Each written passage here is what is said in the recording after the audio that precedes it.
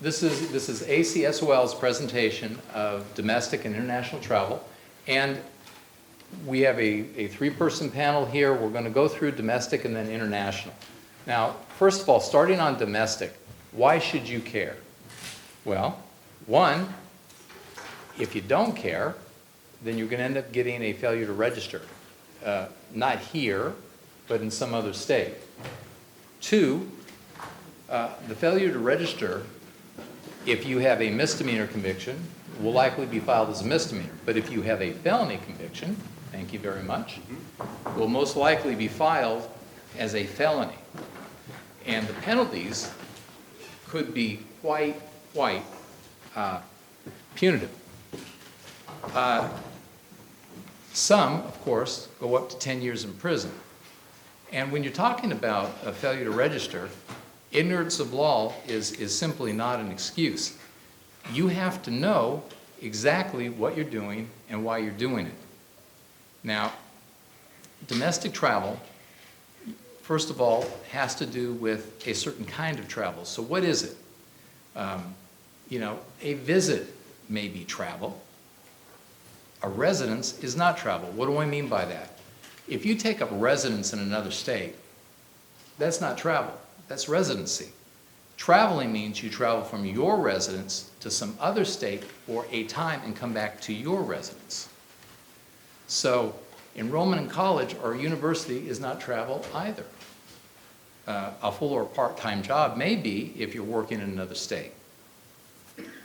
So, as far as a visit, the length of a visit is very important. Now, you're going to hear from both sides of my panel just how important that is. But just to give you an idea, Rhode Island, they give you 24 hours to report your travel or visit to their state. Nevada, 2 days or 48 hours. California, Florida, Hawaii, 5 days to report your travel to that state. Some states, not more than 30 days each year because they're cumulative. Now, at this point, I'm going to let these two gentlemen also enlighten you as to some of the ins and outs of what I just said. All right. So as I introduce myself, my name is Sean Rolfe, and I'm actually going to graduate my PhD in criminology and criminal justice in September. But I'm also on the registry. And so one of the studies that I came up with is I travel a lot to do a lot of different things, go to conferences and stuff like that. I'm like, well, this is very, very confusing. It's very convoluted. It's you can't find anything online. It's very misdirection and stuff. And as Chance talked about, he said, well, if you're a resident, you're not really establishing a resident, right? You're going from your you're going from your resident state to a non-resident state for business, pleasure, what have you, and you have to fall within so many days. The issue that I found is that a lot of states actually don't have a statute that says for traveling or a visiting registrant. So let me give you an idea about the study that I did that actually was published in the Criminal Justice Policy Review back in November 2017. And what I did is I called up every state sex offender registry management office. So it could be, like in Tennessee, it's the Tennessee Bureau of Investigation. In Ohio, they actually have their own sworn office in Columbus, Ohio. Some states I had to call the actual district attorney's office or the AG because that's who actually runs the actual registry itself. Now it's very interesting because I started off this project, I'm like, you know what, I'm going to call them up and say, hey, I'm a registrant, I'm looking to potentially come to your state and for next amount of days for whatever reason, what is the policies and so forth. And so when I got through like the first 4 or 5 states, by the time I got to Delaware was like, oh, so what's your name, your birth date, your social, and when are you going to be here?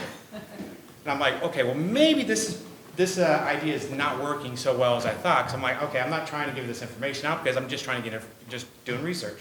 So I changed my tactic. As soon as I started calling them and say, hey, I'm Sean Rolfe, I'm a doctoral student at University of Louisville. I'm doing research on restrictions or policies that your state has for registrants. And then I had a slew of questions. And so it's very interesting. What I want to point out here is maybe some very interesting questions that you might want to ask that you might not have thought of when you're traveling, because these are the questions that I used for the study. One is, how many sex offenders are listed on your registry? That was just for our own purposes. But do registered sex offenders visiting from another state have to register in your state? That's the first question that was very key that I asked.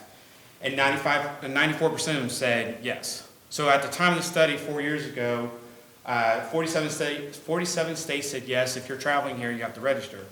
That's since now it's 48 states. There's only 2 states that doesn't at this time. And then upon reaching the destination in your state, how many days do they have to register? It's very interesting to know that you get different answers, because I actually talked to the supervisor or the person that was in charge of the registry for that state. So I wasn't just talking to just somebody that just answered the phone and worked at the registry.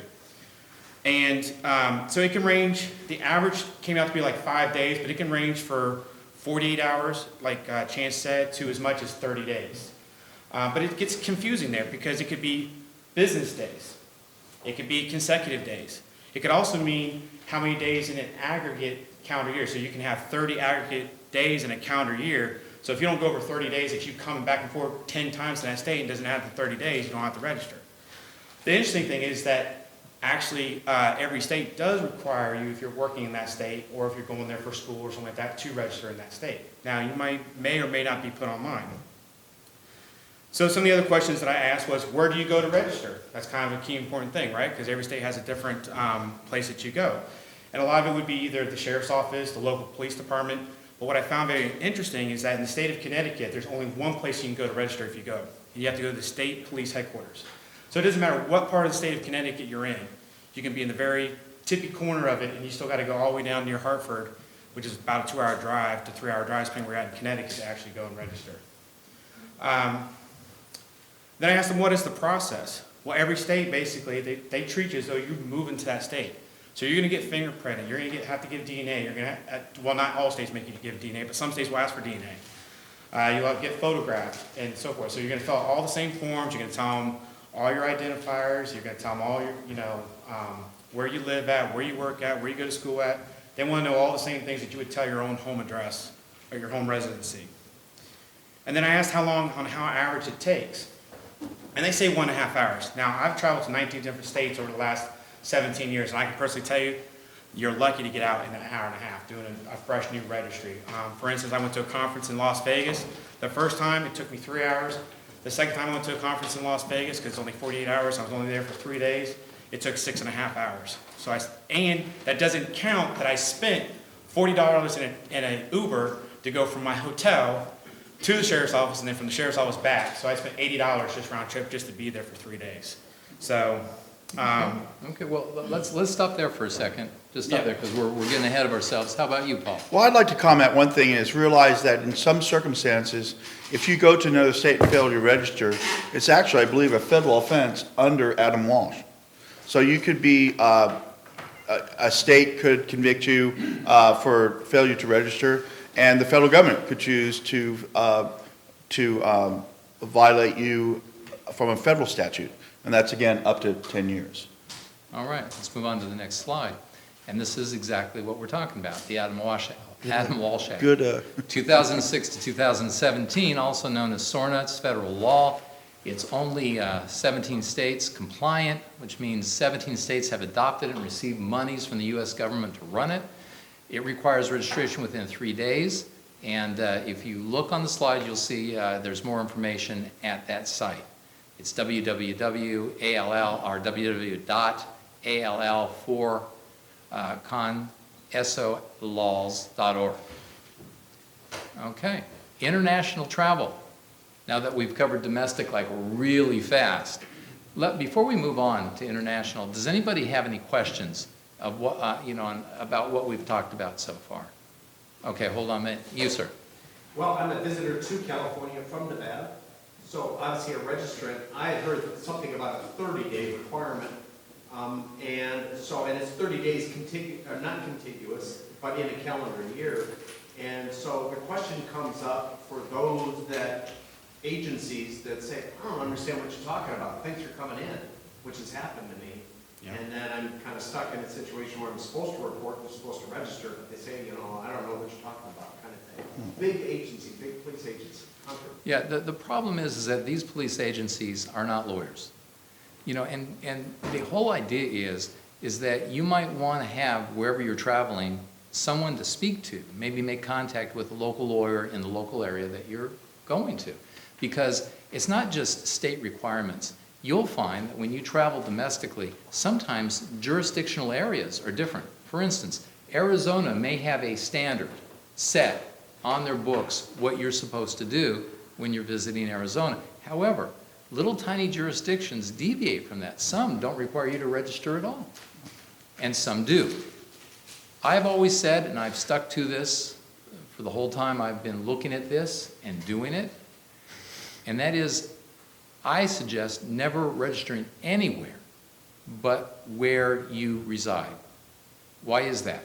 Because if you reside in a state that offers relief, and this state does, California does offer relief, if you stay in a state or reside in a state that offers relief, and you complicate it by registering elsewhere, especially in a state that will not take you off the registry, and you know, I'd love to go through all 50 states and tell you which ones those are, but I can't, and that's dynamic, okay? That's dynamic because they change, things change.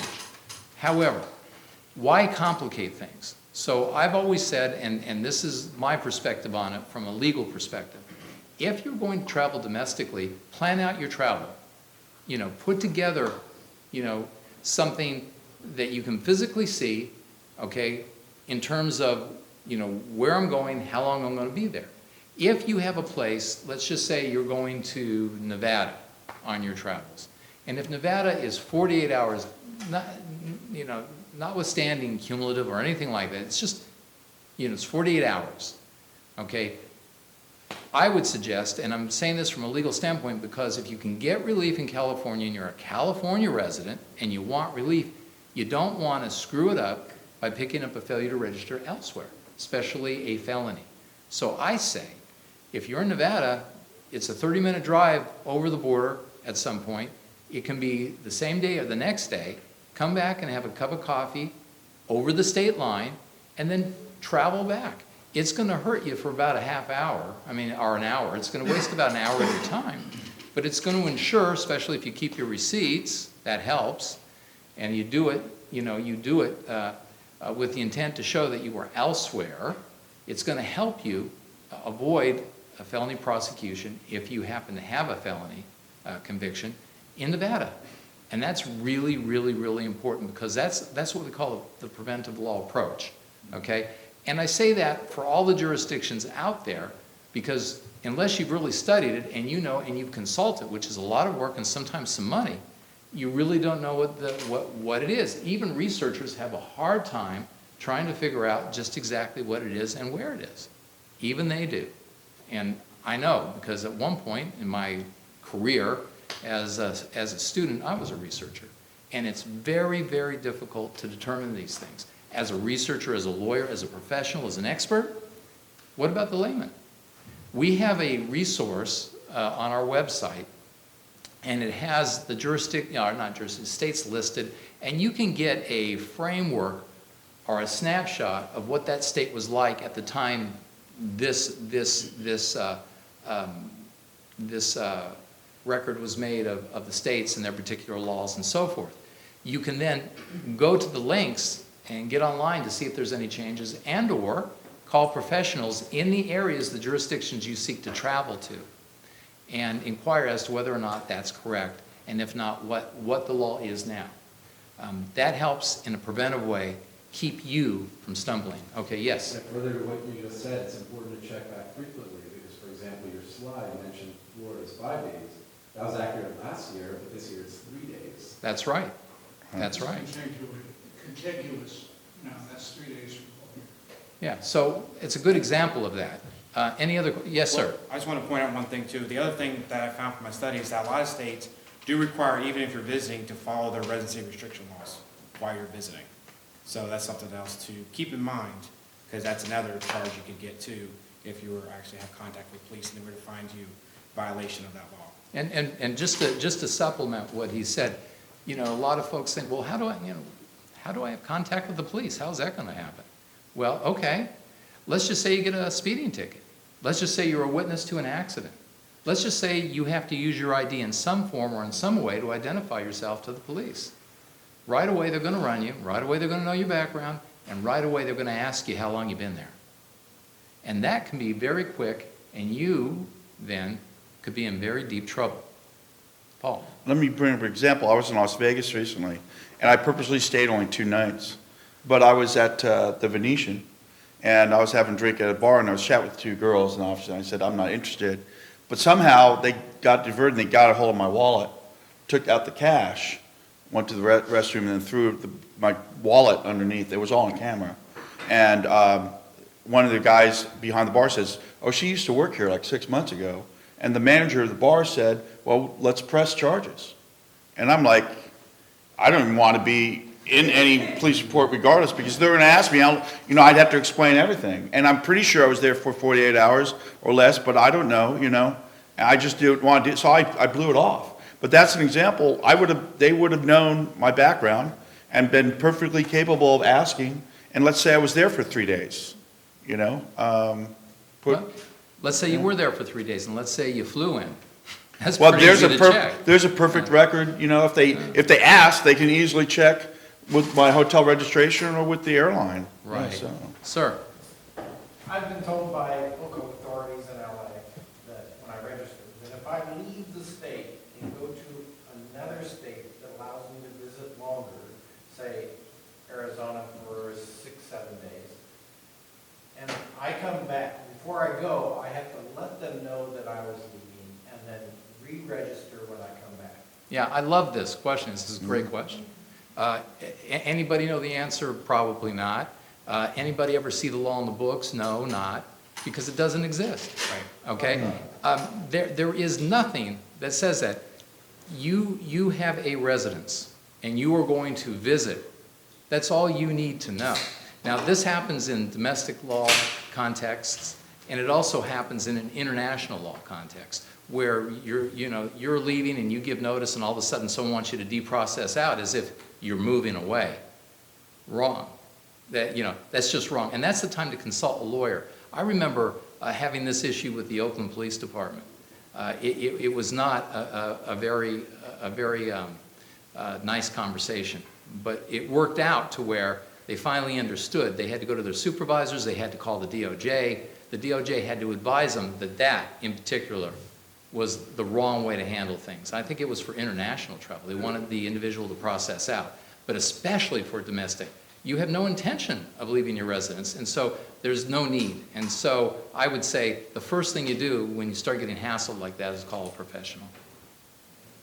Okay, yes? I had something that comes up occasionally. I work on film jobs, and sometimes, because it's more than 30 miles from Los Angeles, I choose to sleep a night or two, and sometimes 4 nights, in a motel someplace, and then come back. Now, I'm registered with my police department, and the police department's told me that they don't want to see me anymore, because I was going in there sometimes 3 times in a week, because I was working for different producers, and they said, we want your dispatcher's number, and we want you to know you're working in California. That's all the registration we want to do for you in Los Angeles, as far as your employment. Your dispatcher knows where you are. And the other thing is that I've heard that the police departments now in Ventura County, in Burbank, in Glendale, are going into motels and looking at the registrations, license numbers, and are looking for people that have stayed more than 5 days in a motel. That's correct. And getting them on residency. That's correct, and let's just be clear. Now we're not talking about leaving the state and visiting another state or another territory or jurisdiction. We're talking about within the state.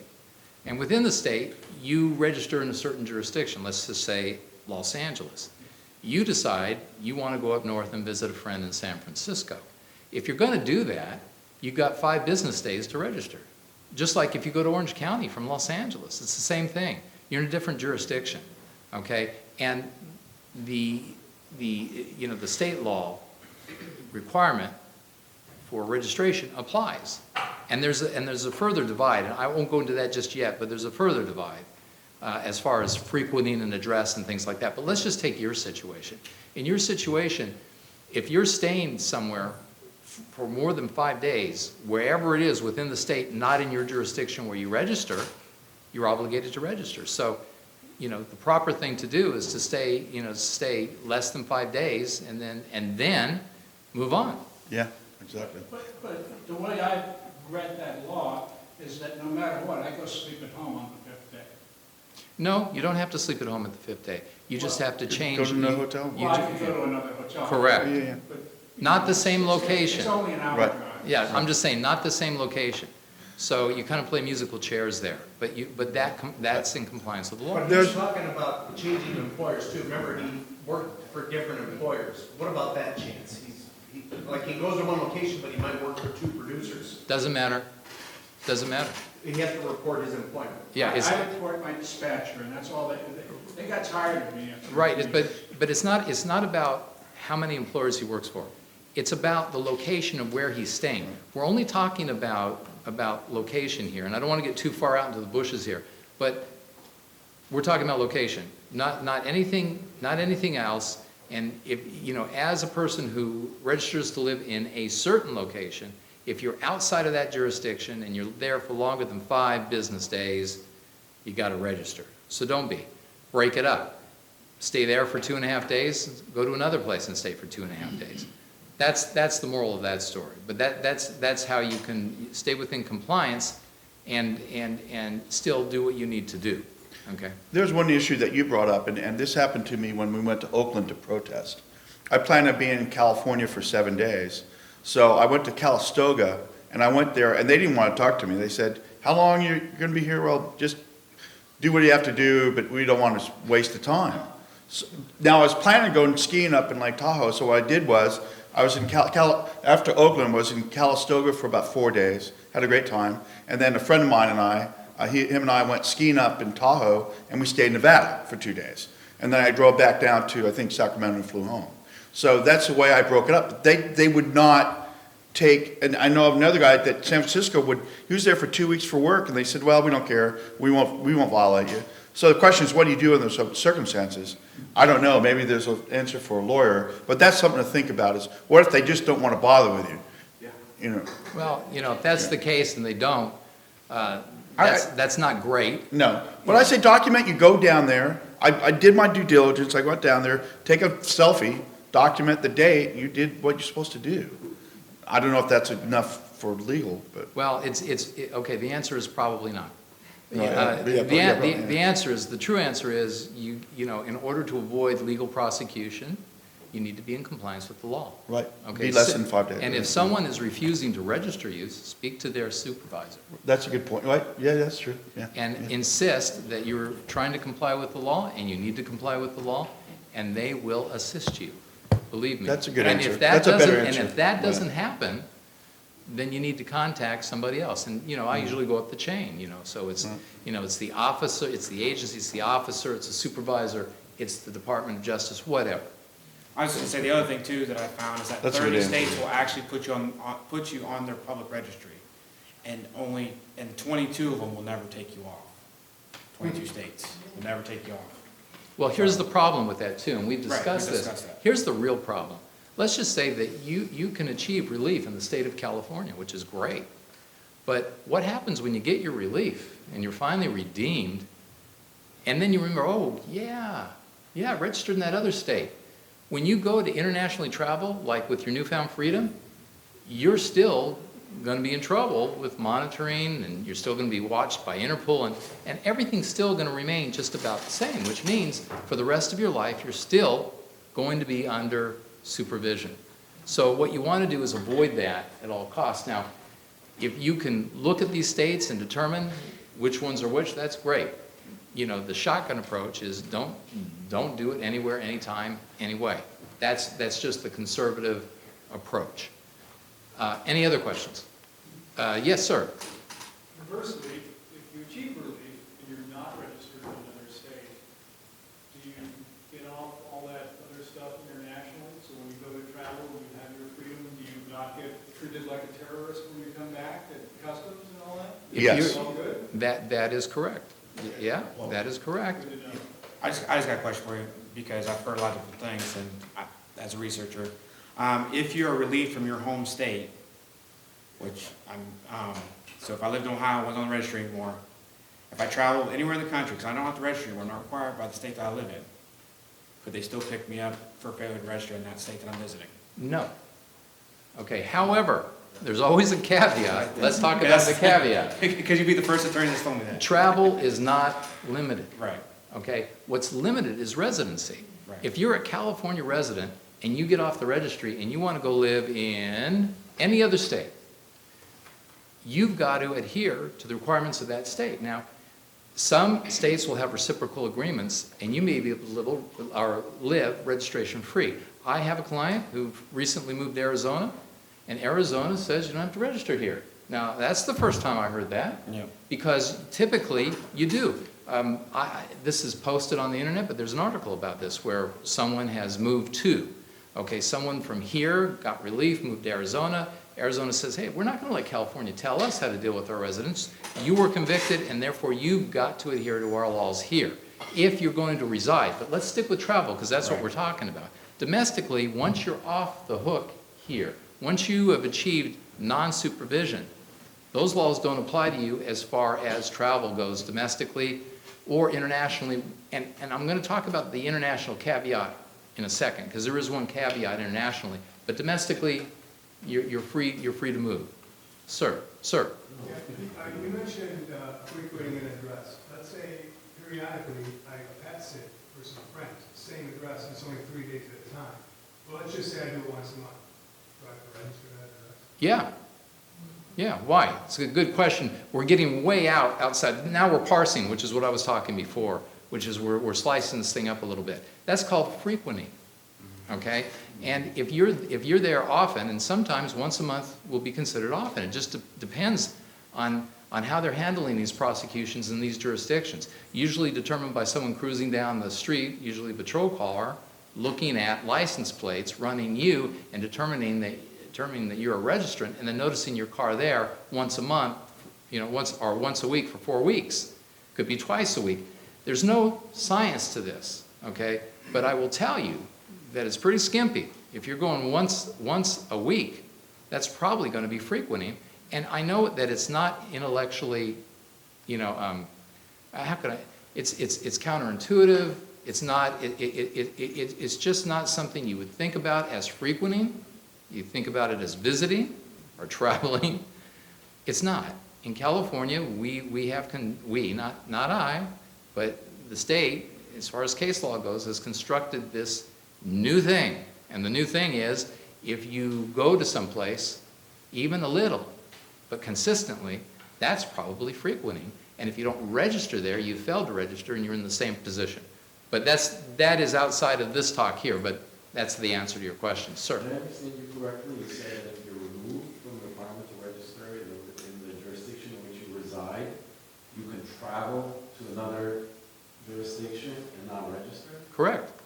I believe that you still have to abide by that state's laws. So if your crime requires you to register, then I believe you still need to register in that state. No, you don't. Oh, you don't? Okay, we just did this, but I'll say it again. No, okay? If you get off the registry in California, and I don't think any other state, I'm pretty sure, and unless you can give me that information right now, you're free to travel. There's no travel restrictions, okay? If your residence is in California and you're off the registry, you can travel, okay? If you decide to reside in another state, that's a different story. Even if you're off the registry here, you still have to deal with the requirements there, and you may or may not have to register in that state. But as far as travel goes, you're no longer a registrant. I know that's hard to get in your head. No, I understand that. You're no longer a registrant. And so the only thing that's kind of confusing is I'm no longer a registrant, so I can travel, but I can't reside. Yeah, that's right. You can't reside, because once you decide to give up your residence here in California, live someplace else, it's their rules. Okay? Well, so here's an example, and that's where I need to give a little bit of pushback.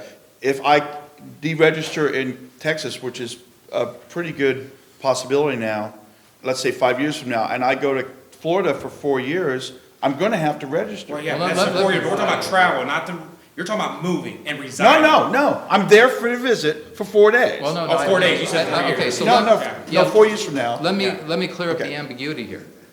I'll clear up the, okay, traveling to another jurisdiction. Just because you're not a registrant in Texas, you're still registering somewhere, right? No, I no You're- longer have to register in Texas. I live in Texas. Okay. That's my residency. I no longer have to register.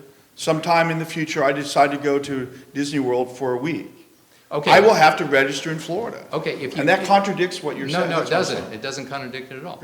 You're still obligated to register under law wherever you go. That's- Because exactly. you're still a registrant. You may deprocess out of Texas. Right. But you're still required wherever you land to register. A person a person who no longer has to register at all, when they travel anywhere, they're not required to. It okay? depends on your conviction. No, it does not. Not if you're traveling. However, if you. Well, then what, okay, Yeah. this distinction Yeah. is important. I'm sorry Yeah. to continue to give you pushback. You said register it not at all.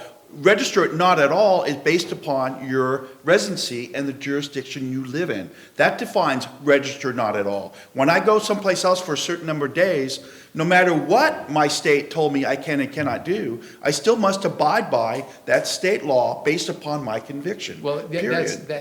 that's true if you're required to register for that conviction. But a Right, person who that's gets off right, the right. registry in California is no longer required to register for that conviction, so they can travel without. If they go to Florida, what do they do? Florida considers a temporary residence near more days. Okay, Right, right, now, Regardless. okay, understand what you just said to me.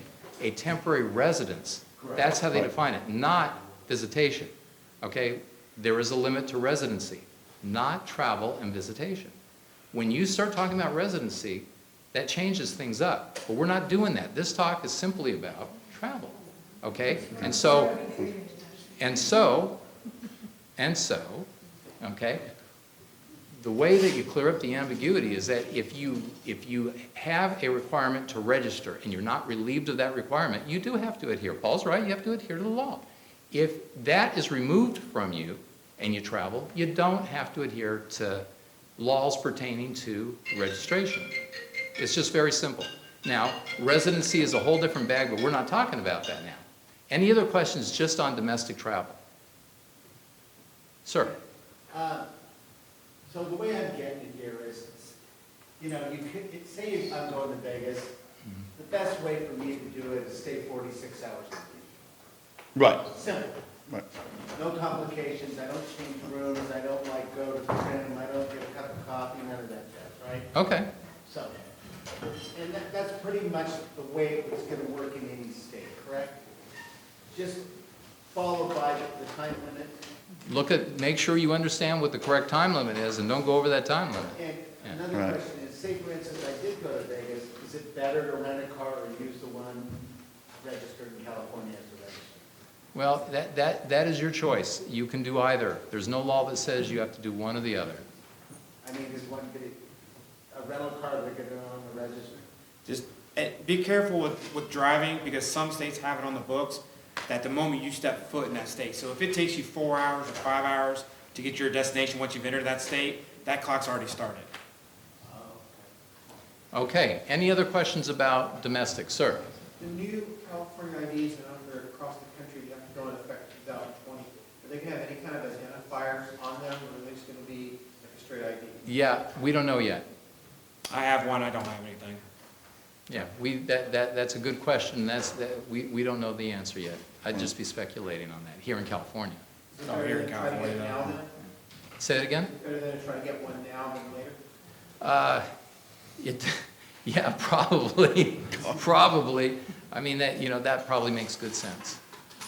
Anybody else? And then we'll move on to international. Okay, international travel. Okay, so international Megan's Law came about in February of 2016. Now, I think, I'm not sure how many people are familiar with that, but, that was a big to-do, for the registrant community in 2016, and, it's been felt pretty heavily ever since in terms of change and in terms of really screwing around with a registrant's travel plans, especially, overseas and whatnot. It is something that ACSOL fought, and unfortunately, the courts thought we were a little bit early in our fight, and we failed to stop it. I mean, just plain and simple. However, we still hold out for eventually defeating it. It's just going to take a little bit more time and a little bit more effort. And at this point, the best we can do to help you understand it is to describe it and help you avoid the pitfalls of it. So, you've got international Megan's Law. There's two prongs to that. There's notification. Notification simply is an agency. In California, it was originally called the Guardian Angels, I think. And what that agency would do is check the manifests of, say, your airlines, or if you were going on a ship. Wherever there's a travel manifest, they would check it, and they still do, to determine who's a registrant. And once they do that, then they give notice to the other country, the country that you're headed towards and you intend to arrive to, that you're going to be there. And that notification is something like, hey, this person has been convicted of a sex crime. He's going to arrive at your port of entry at a certain time. And I think sometimes it implies that they, as an individual, might do it again in your country. It just depends on the language, and I think Paul will be able to elaborate on the language. What is the exact language? Well, the language varies. Initially, what was happening was there's two ways they would get the notice to the country.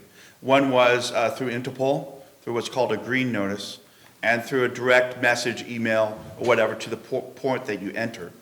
The green notice, by definition, if you look at the Interpol's website, is a statement clearly saying that this person has done something bad and they intend to do it in your country. That's obviously derogatory. So I think what has happened, because I've talked to people who have traveled and they've provided me with 2 or 3 examples of what it says now, and to avoid the derogatory information and maybe a lawsuit, they simply state that this person is a covered individual under international Megan's Law, and they were convicted of this offense on this date. That's for your information.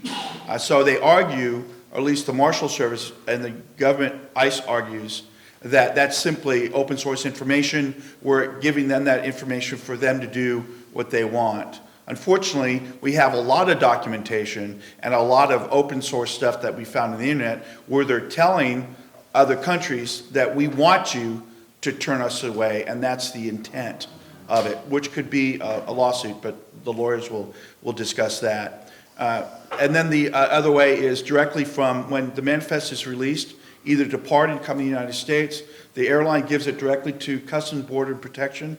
That is electronically sent to the Angel Watch office, which is in D.C. Within ICE, 24/7 manned. And if you're identified as a registrant, that's provided to an individual that sits at that desk, and they pretty much will send a notice directly to the point that you're entering.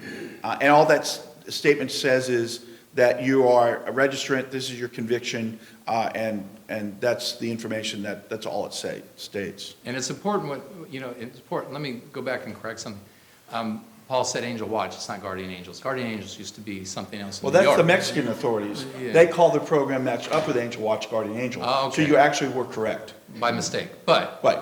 Angel Watch is what started in California before International Megan's Law. That's Correct, that's the correct thing. And the other thing is, Paul mentioned covered. Well, who's a covered person? Well, a covered person we'll get into in a minute, but that's important to understand the distinction, because that's something Paul would be interested in as far as a person who's a registrant or a non-registrant, because in fact, if you get off the registry, you still may be covered under Megan's Law because of the definition of Megan's Law, and in fact you are, but I'll talk about that in a minute. For right now, we've covered notification. Anything to add on that? No. Okay. How about passport identifiers? We'll get to questions as soon as we finish this off, but passport identifiers, what about that? I mean, what's going on in passports are pretty ugly. The whole idea of a passport identifier is to stamp your passport, probably on the endorsement page, which is at the end of the passport, notifying anybody who's looking at it that you've been convicted of a sex offense involving a minor. That's basically what the identifier does. But if you're traveling to countries where, say, you're going to suffer death for that, it's not a real good idea to show anybody, who might end up alerting people outside the airport that you're in town. That could be a death sentence. And so these passport identifiers are just atrocious. Tell us a little bit more about those. Sure. Again, it's on the very back page. What you normally get is a letter, should be certified mail, from the State Department saying that your passport is now revoked. You're supposed to send it back to them. And that if you want a new one, you have to apply for it, and it must have the stamp on the last page, which I believe is either page 27 or 29. 27, right. Now, if you open your passport, look at the very back page, there is a page that says endorsements. And it specifically says, the wording, like almost exactly what Chance said is, this individual is a covered sex offender pursuant to title blah, blah, blah. And it just makes that statement. But it's pretty large and it's in red. Now, there's a lot of times I've gone through immigration and no one ever looks at the back page. However, we have a lot of anecdotal information, one from Vietnam and one from Belize, that the U.S. government has sent people to train their border protection agents, to train their agents, that if an American is coming across the border anywhere, that they should look at the very back page. And that, for example, happened with Belize. Belize now has been turning us away. I want to get some more details on that, but there have been a couple of people turned away. And someone who actually had a business there says, and he has a friend in the immigration, says that they've been training their border protection people at all the border entries to look for that page. I think in countries you can get into, I think it's almost irrelevant. It's benign because they never look back there, they don't care. So France, Europe, etc. However, there was a couple that went to Guatemala and were able to get in. They checked into their hotel in Antigua, and the manager or someone noticed it at the back of the page, could speak English, and was wondering about this. And they stayed at the hotel, and it created some questions. Well, you know, there's some pretty violent gangs in Guatemala, and now, some maid or something is going to say, oh, there's an American sex offender there. That puts him and his wife at risk, direct risk, which is very, very disturbing. What do we do with that? I suggest people travel, as long as your passport's good, I would travel on that. I understand it might get revoked and destroy your travel plans. I don't have an answer to that, but as long as I have a good passport, I'm going to get one. Now, let me quickly say, some people have gotten new passports. They have a minor conviction of a minor, and the State Department still gives them a 10-year passport with nothing in it. I just went to Barbados, did my 21-day notice, got interrogated in Barbados somewhat extensively, and I ended up talking to the police. They took down my information. They let me stay. When I came back through Florida, I thought they would confiscate my passport. I got the check on the thing. I went through one area where they asked me pretty detailed questions about who I stayed with, what I did. Then I went through customs. He looked at my passport, asked me a couple of questions, gave it back. He says, "Welcome back. Glad you had a good trip," and I went on. So, and that was 3 weeks. That's almost 4 weeks. I didn't get a letter. I still have a letter. So I don't know what's going on. Some people get a revocation right away. Other people have been traveling now for a year and still don't have a stamp. So it's difficult how they're doing it. Here's my take on this. I get calls all the time. Well, they want to revoke my passport. The government's told me they're revoking my passport. They want me to send it back to them, and I've got to apply for a new one. I don't want to give up my passport. That's my right to keep it. No, it's not. It's not. Yeah. Okay, no, it's not. Okay, and if you want trouble, go ahead and hang on to it. Okay? But, at some point, I mean, you just got to say, look, give Caesar's what's Caesar. Okay, you got to give the passport back. If the government says they're revoking your passport, you got to give the passport back. It's your choice whether you want to apply for a new one or not. That's up to you. But you got to give the passport back. And it's valueless if you can't travel with it. So, I was only thinking, at least if you're in Europe, you've got a passport that you can use as an ID that doesn't have the stamp. And that puts you less at risk for physical harm. But as far as traveling, it's been revoked. You can't travel. Yeah, I mean, typically when your passport's done, and if you haven't received a new one, you get 2 holes punched in it, and that's that. But the other thing you should be aware of, as far as international, is that there are penalties up to 10 years in prison Okay, and we'll talk about that in a minute, but, you know, that's a pretty stiff penalty if you fail to give notice of your travel, and that's what that refers to. So, IML notification, I think we've gone through this. U.S. government to notify country to which you travel. Anyone convicted of offense involving minor, okay, here's the thing. Okay, it includes non-contact offenses, and it includes those no longer required to register. Now, there are question marks there, but let's just take this one at a time. Okay, anyone convicted of offense involving a minor, that's probably an incorrect sentence, but here's the deal. The deal is that's an offense, you know, let's just put it this way. A minor is defined as, you know, 16 and under. Okay, so if your crime involved anywhere from 16 to under, okay, that's part of this, okay? And it doesn't matter whether it's a non-contact offense. And if you get off the registry, it also requires you, okay, to conform to IML notification. Even if you get off the registry in California and now you're no longer a registrant, okay, you're still covered under it. What does that mean?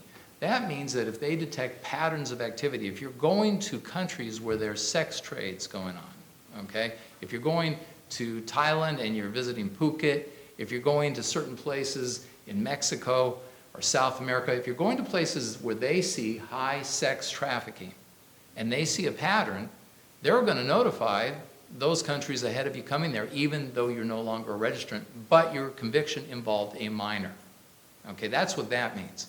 So, and then it's up to the destination country to decide whether they allow entry. Now, destination countries, as I've said before, where entry is typically denied under these circumstances, and Paul and perhaps Sean can give us an update, but at the point we made this slide was Mexico, Japan, Canada, Costa Rica, Philippines, and the United Kingdom. Any updates on that? Yeah, I could give plenty of updates. Okay. Might as well just include the countries that you can. In Asia, just off the top of my head, the only country we consistently can get into, be prepared to explain a few things, is Hong Kong. Philippines, now Malaysia I haven't heard anything negative on, but Indonesia, India, Philippines, Thailand, Vietnam, China, Taiwan, Japan is another issue because they have a whole list of criminal things they won't let you in regardless. But people on the registry have gotten into Japan, so go figure. But that's a pretty extensive list. Australia, again, Five Eyes country, you probably won't get into with almost any type of conviction. The same with New Zealand. So that's pretty extensive. Now in Central America, the only country we consistently been able to get into lately is Guatemala. In the Caribbean, I just came back from Barbados. It seems like the English-speaking countries under Dutch protectorate or independent outside Jamaica don't seem to have a problem. Not Abu Dhabi, but Aruba, for example, we've had no problems. Mexico was certainly on the list. Europe, outside of the UK and Ireland, we've had no problems so far. And there's a slight caveat to that I'll speak to later on a policy that Europe is coming up with in 2 years. It's not as bad as it sounds like in the news. But Africa, I have scant information on Africa. People have gone into South Africa without a problem. But there's been problems with Kenya and problems with either Uganda or Zimbabwe. Nigeria. Nigeria, okay. Middle East, I've heard some problems with interrogation with Israel, but a lot of people have just walked straight through. Non-Jewish people have just walked. A friend of mine who is in Texas, he's not Jewish, he went on a mission trip, they didn't ask him a question, none. The same with Lebanon. Again, they're kind of attached to Europe. Dubai has turned people away, but someone is able to get a lawyer to let them back in. But the rest of the Middle East, of course, I'm not sure why you want to go.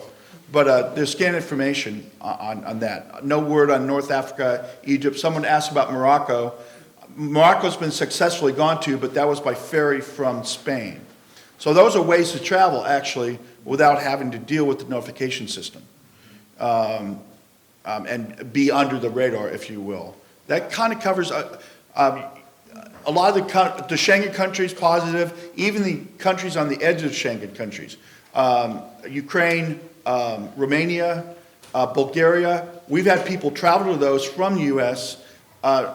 They gave 21-day notice and they've had no problems entering, not even interrogation. So that kind of gives you a worldview of where we stand at the moment. And let's Well, talk. just real quick, Paul, you might want to add though that you might want to enter into a friendly country that you know, because once you get there, the U.S. is going to notify that country, but then you're free to go about your business wherever you want to go, and you have some better success that way going to other countries. Well, definitely, but remember two things. You do have the stamp on your passport, and the law states that you're supposed to give accurate information. Now, what I tell people, and I'm not a lawyer, what I tell people is you got to give 21-day notice.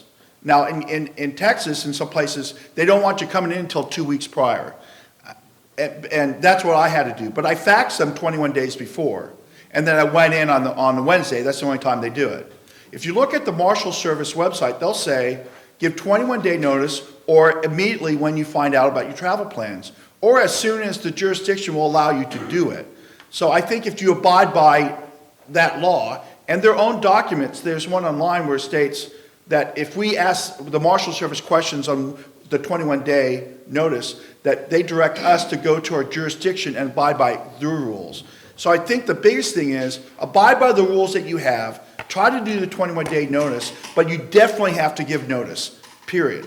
And you cannot lie, and you have to at least tell them the destination of the country you're going to. Now what you do after that is really up to you. But I mean, there might be some risk there. I don't know. Do the lawyers have an opinion on that? Well, there's always risk. Right, International right. travel is fraught with risk, but Right. because we're running out of time, I think we're going to have to just step up a little bit here. And let me just do this real quick. Everybody have a handout, the Schengen countries? Okay.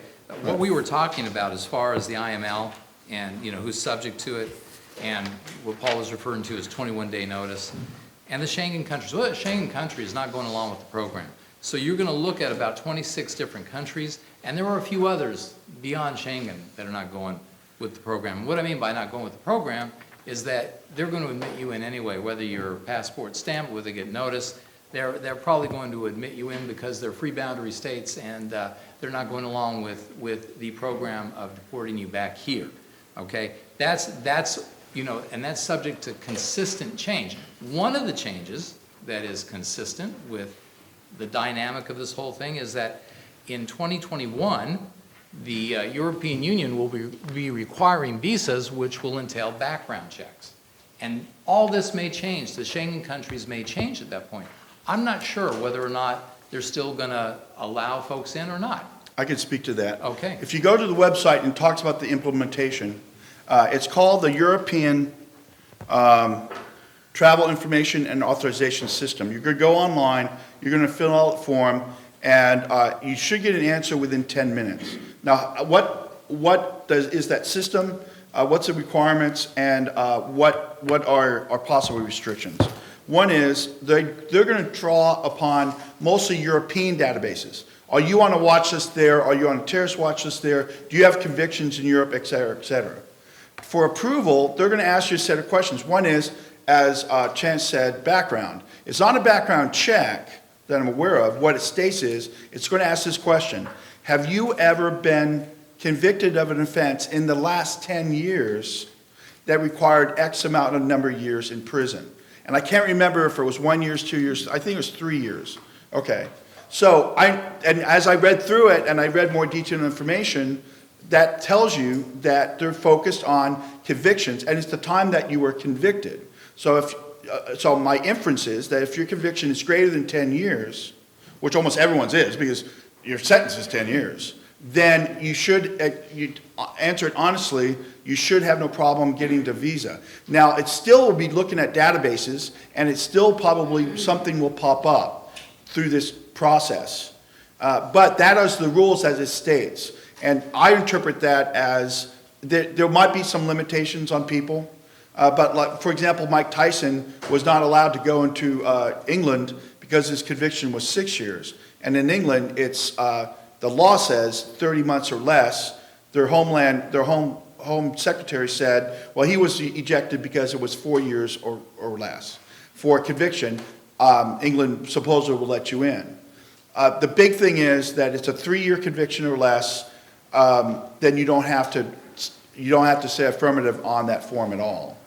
So hopefully that reinforces the idea that still the Schengen countries are still open to us.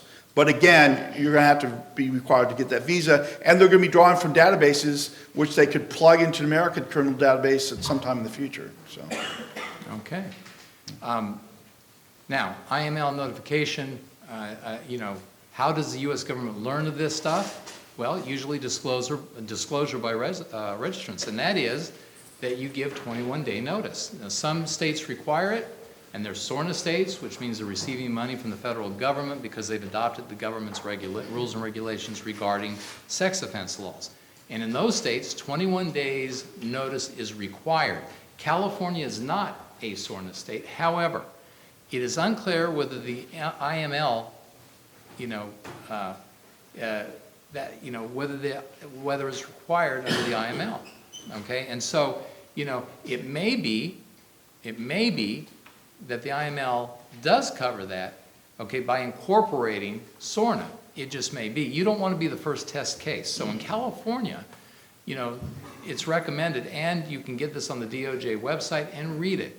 They don't say must, they say you should give 21 days notice of travel, okay? And that means that you take, you can download their form and you can fill it out and give it to your agency 21 days before you travel or more. Okay, and I think that's a good insurance policy, like you're playing a hand in Las Vegas that's showing either an ace or a 10, maybe you want to put down insurance. And this is a good way to ensure that when you get back home and you're shifted to secondary, you're not the first test case under IML. That's all I'm saying about that. So you might want to consider that. The other thing is there's information sent by local law enforcement, okay? That's if, one, you report your travel and they decide to cooperate with the federal authorities. Not every agency in California does that. Most of the stuff just gets filed away. And then, of course, we've discussed manifests of international flights. Okay? We've talked about unique identifiers. We talked about revocation. And we've gotten into the unique identifier. Now, when this slide was made, they hadn't done it yet. So we were kind of guessing. Now we know what they look like and what they say. This is more explanation on the process by which we challenged it. And the fact of the matter is that under the IML, as it stands today, if you comply with it, there may be countries you'll get turned away from. But, if you don't comply with it, you're subjecting yourself to a far greater problem than you would have had you complied with it. So, the moral of the story here is compliance and know what you're doing, know where you're going, and know what it requires. Okay, now, questions? Anybody? Yes? Just the definition, what actually is a manifest and what's in it? What's a manifest? That's a good question. A manifest is just a list of people traveling on a particular flight. For instance, when people buy tickets for a particular flight, the flight creates a list, and that list of all passengers flying on that flight going to wherever the destination country is called a manifest. Yes? Really briefly, what does IML stand for? What is Schengen? And for Paul, you said European Blanket Authorization System? yeah, it's the European, it's ETIAS, and I was just looking at it right now. European Travel Information and, Oh, thank you. okay, yeah. Okay, and you said, what is IML? International Megan's Law, and Schengen is the group of countries that have decided to engage in borderless entry, and so no visas or passports are required. Thank you. Sir? I'm flying to Paris, a country that will allow me in when I have a layover in Heathrow in the UK. I would change that immediately. Yeah. I would definitely change How that. would they know? Would that be because of the notification that you gave them? Possibly, but also the European and the United States, through the old Five Eyes infrastructure, share a lot of criminal information. So that, I guess my example was like, and I just picked one, but in general, if you have a connecting flight, a country that would not. Well, here's a good example. I went to Ireland without a problem about 4 years ago with my mother, and I stayed there, and I just had a flight there. So in flying back, it was actually cheaper for me to go round trip. $800 for me to book a round trip, $1,000 on the same flight to come back. So I came back and decided, well, 10 months from now, I'll book a flight. So I got on that flight, so it didn't cost me any money, but it went through London, and I didn't realize, wasn't thinking. The British pulled me off the airplane, sent me home. I was a connecting flight. It was a connecting flight. Now that said, Ireland, the United Kingdom and Ireland is one customs zone. So I was technically coming off the airplane in London to go through customs. If you have a connecting flight and you're not going through customs, your risk is dramatically reduced. However, I would avoid London. Because they just might come right Yeah, to you. yeah. Because you have a layover, or Right. your next flight. And they give you information, it's all, what? So any country that isn't going to allow you to enter, you want to avoid a layover. A good example is Panama. I was going to, I was shocked. I was in Dominican Republic. I was on my way to Jamaica, which I had gotten in successfully before, and I was going through Panama. I wasn't even coming through customs. And they were right there. They have a law that they can check even people connecting flights or going through, they can turn them away. And I know that how that happened was because I had a green notice. I tried to go to the Philippines, got turned away, and there was an open green notice. And I think as the manifest was released to the Panamanian authorities, that popped up. Because I don't think it was a notice from our government. Because I was going from one international, I wasn't coming through the United States. So it was another system that popped me up. But they flew me back to Fort Lauderdale, and then the next day I took a flight to Jamaica. Jamaica interrogated me, let me stay, but they also knew about me getting kicked out of Panama City. So, when he says green notice, that's Interpol. Right. And what happens is that if you get blacklisted or deported from a country, you not only are now in the U.S. database, but you've earned yourself the prestigious right to be included in the International Police database. Right, and they can at any time. I mean, when I was in Barbados, they brought up, oh, you got kicked out of Panama. They knew it, and I explained, well, because of this situation. They said, okay, fine. You are now a superstar on the travel circuit. Now, green notices last 5 years, but I don't know if they ever go away permanently. Being kicked out of country is permanently in the system. It's permanently in the system. Sir? Yeah, do your flight manifests indicate if you're registered or not? No, but you have the passport information there.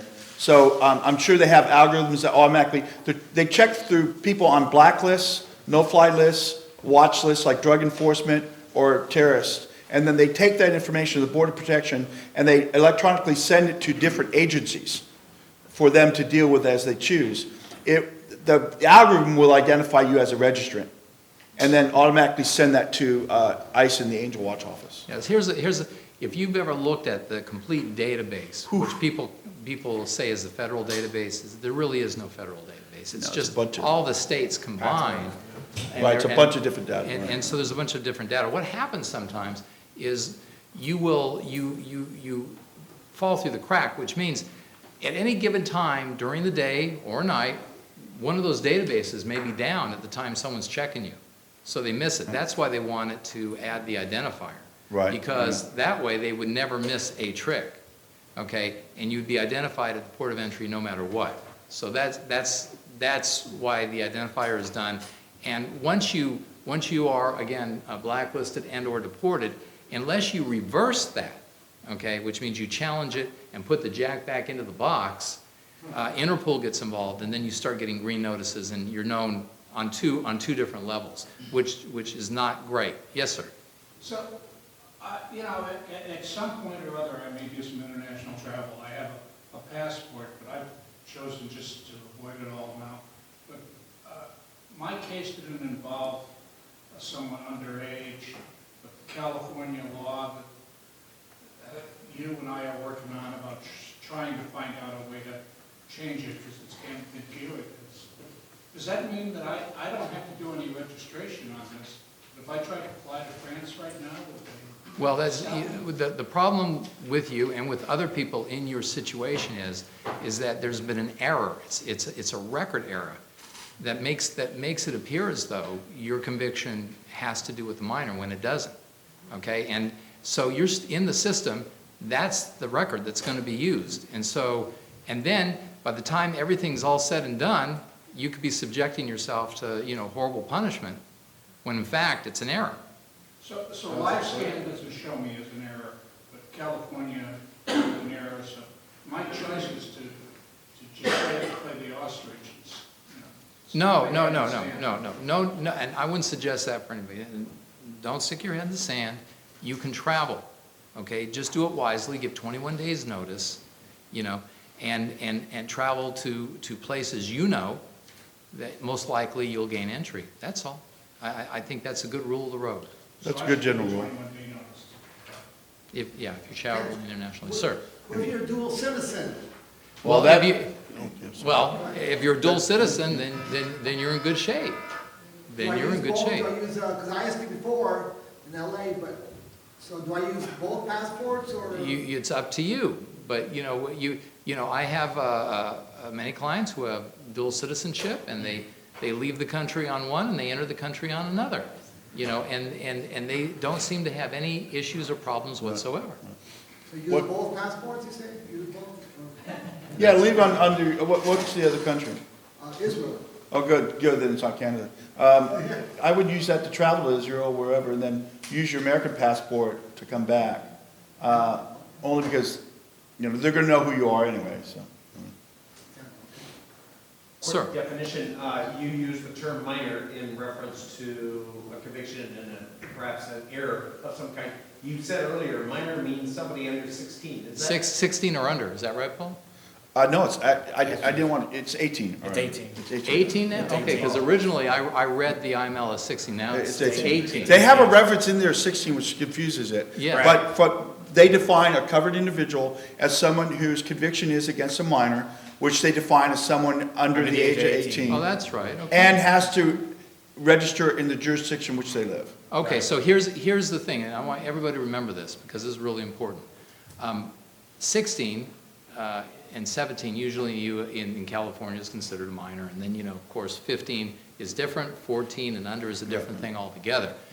For purposes of the IML, that's right, the federal definition is a minor, anyone under the age of 18 years old. Correct. And so if your crime involves anybody under the age of 18 years old,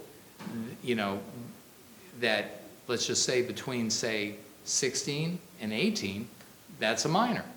Okay, that's a minor for their purposes. In California, it may be defined different. In other states, it may be defined differently.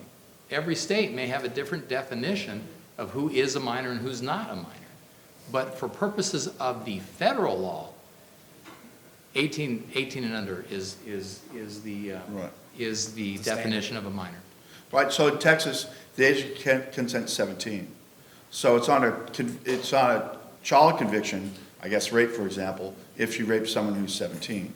So it won't be classified as a child. But for IML, because I know a person got a letter, they said, well, it's Texas conviction, it's not a child, which is true. But for IML, he got an email back from their website saying that it's 18, under 18, that's a minor by IML, so you must have the stamp. That's correct. Sir? Has there been anything done yet with cruising if you leave out of the United States ports and go to these foreign countries? It's like, do they check your passport for the identifier and that type of thing the same way? Yeah. If you go on a cruise ship, they don't even let you on to begin with. Right. So I know like Disney, Carnival, and what's the other Royal one? Caribbean. Royal Caribbean won't even let registers on, period. So Norwegian and a couple other ones will, but it's hit or miss with them too. Yeah, and I would not call Norwegian No. and ask them because they'll start setting policy if you do. Yep. I know someone who gave their name and, oh, will you let me on? And no, they said, we do not let him. And then his wife booked it and then they went on the cruise. They're going to tell you no, but don't let them think about it. I mean. Yeah, it is truly problematic. Any other questions? Sure.